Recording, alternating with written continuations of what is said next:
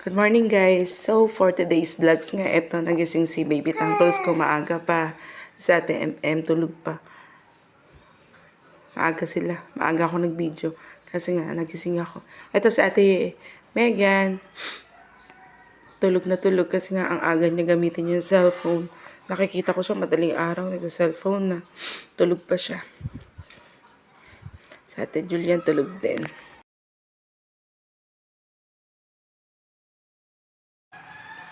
Habang binibidyohan ko nga sila, natutuwa ako kasi nga bilis ng panahon. Parang kailan lang baby pa silang tatlo. Ganyan sila kalit kitangkol ngayon mga ate na silang malalaki.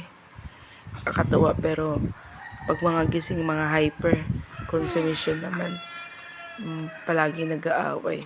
So ayan na nga guys. Nakakatuwa tignan kahit na marami kang problema. Syempre, ang dami mong iniisip. Pero, pag tinignan mo lang yung baby na to, nawawala na yung galit at saka problema ni mama. Syempre, yun talaga. Pag na lang may baby, papawala ng galit. So, yun nga kasi madalas talaga sila mag-away. Hirap kasi malaki na sila magkakasama pero grabe kong mag-away, paminsan-minsan. Puti na may baby tanggol si mama. Kinahulog si tanggol. Ang sarap nga itong tulog ng mga bebe loves ni mama. Habang nagbibideo nga ako dyan, nakita ko si Megan. Literal na natutulog ng maganda. Etchus yan na nga. Natulog siya. Sarap ng tulog niya dyan. Kasi nga, daling.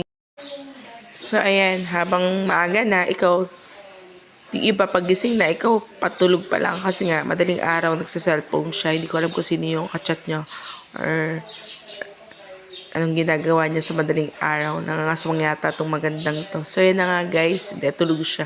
Kanina nagsa-cellphone talaga siya. Cellphone ng cellphone. So yun na nga guys, na mga problema siya kung saan siya kukuha ng susuotin niya sa volleyball niya daw. Sabi ko kasi sagot ko, wala pa akong pera. Yung uniform niya sa volleyball niya. Hirap pag nasa province ka kasi dito nga ako pero parang wala akong magawang paraan para sa mga anak ko. So yun na nga mga guys. Sarap ng tulog ng ate ko. Habang nagbibideo ako, pinagmamasdan ko siya kasi nagagandahan niya ako sa fast lock niya. O, diba?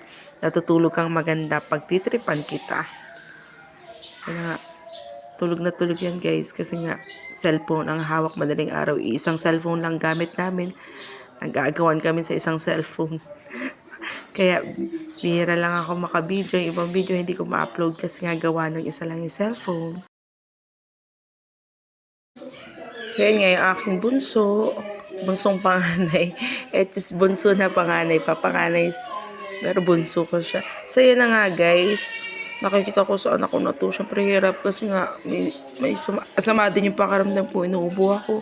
Siya na ba inuubo si Pon kasi gawa din siguro sa klema at saka bagyo. Init ulan. Kaya ganyan yung pakaramdam ni baby. Nagising na nga si Kuya Potpot at Ate MM. Nilalaro na si baby. So yun na nga mga guys. Thank you for watching.